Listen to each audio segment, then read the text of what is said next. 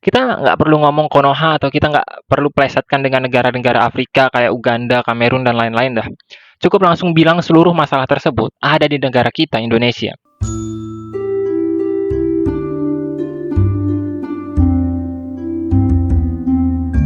Pada era-era sebelumnya, kapitalisme menguasai pasar dan masyarakat dengan mengendalikan modal maupun alat-alat produksi.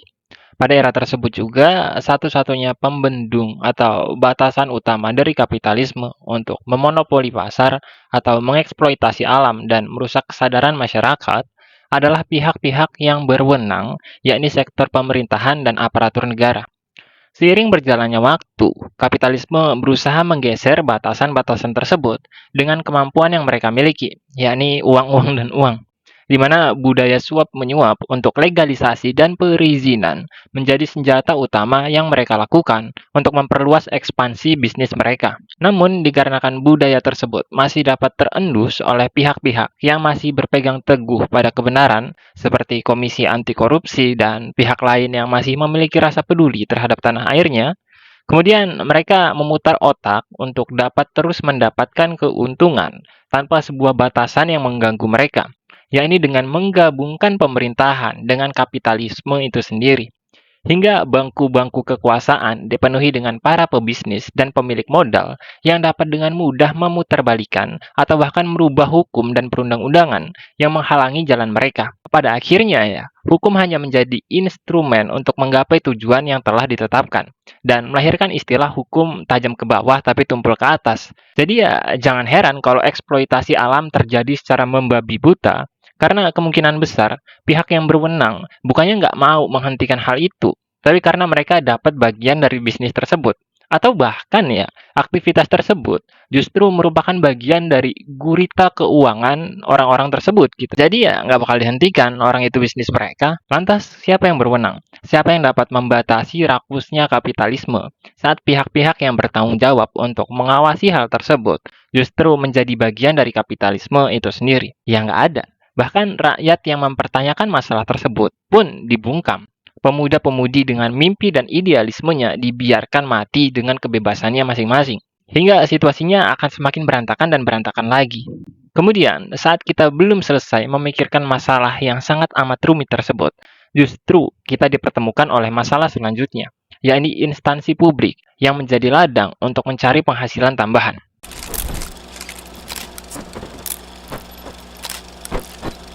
Jika sebelumnya kita membahas bagaimana pihak yang berwenang itu berkolaborasi atau bahkan menjadi bagian dari kapitalisme itu sendiri, kali ini kita akan membahas bagaimana instansi publik justru berubah menjadi lembaga profit penghasil uang bagi pihak-pihak yang seharusnya melayani kebutuhan masyarakat. Mungkin udah menjadi rahasia umum ya, ketika beragam jenis pelayanan publik, baik di dalam sektor pendidikan, kesehatan, keamanan, perizinan, dan beragam jenis sektor lain yang berada di dalam naungan pemerintah, justru memiliki sistem birokrasi yang menyulitkan masyarakat. Masing-masing dari kita mungkin mempunyai pengalamannya tersendiri dalam menghadapi kesulitan tersebut. Namun, yang menjadi permasalahan utama adalah fakta bahwa sistem manajemen yang menyulitkan itu justru dapat dengan mudah diloloskan atau dipermudah katakanlah dengan keberadaan uang, di mana budaya suap-menyuap untuk melancarkan proses birokrasi seolah sudah menjadi tradisi dari generasi ke generasi. Hingga kualitas dari lembaga yang diciptakan untuk kepentingan masyarakat justru seolah menjadi lembaga swasta yang hanya mencari keuntungan demi keuntungan, dan rakyat hanya dipandang sebagai sapi perah untuk memperkaya orang-orang yang menduduki kursi jabatan yang pada dasarnya udah kaya gitu. Hampir semua sektor yang mengatasnamakan diri mereka sebagai pelayan publik mencari celah atau memutar otak mereka untuk mendapatkan seseran maupun penghasilan tambahan dari masyarakat. Dan permasalahan yang menjijikan tersebut belum termasuk budaya korupsi dalam bentuk pemangkasan anggaran yang sejatinya disalurkan untuk kebutuhan rakyat dari pusat. Kita nggak perlu ngomong Konoha atau kita nggak perlu plesetkan dengan negara-negara Afrika kayak Uganda, Kamerun, dan lain-lain dah.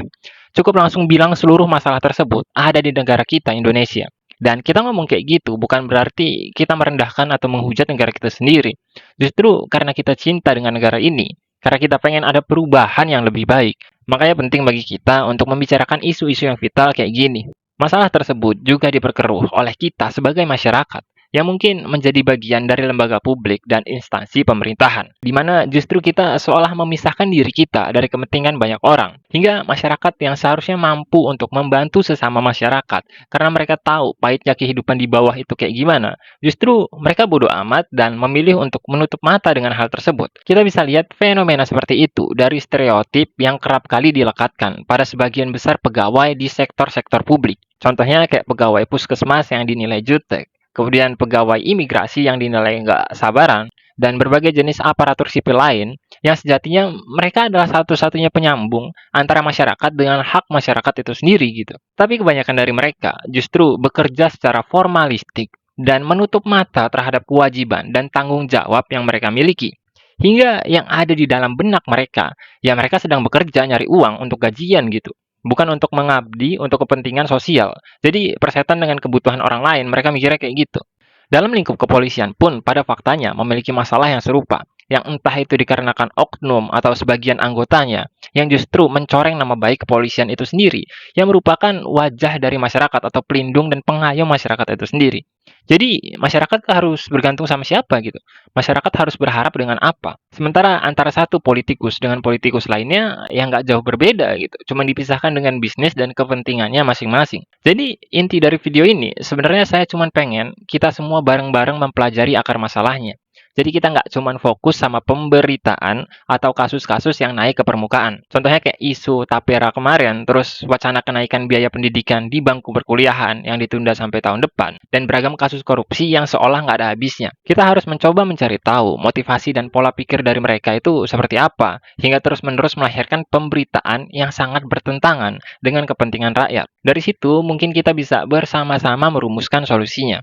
Karena saya percaya masih banyak orang di negeri ini yang cinta dengan tanah airnya, yang sedih saat lihat orang lain mendapatkan ketidakadilan, dan prihatin terhadap beragam kesulitan yang dihadapi oleh sebagian besar rakyat kecil yang untuk makan hari ini aja susah gitu. Sekarang bayangin kalau banyak orang tua di luar sana sampai harus menggadaikan harta bendanya untuk biaya sekolah anaknya.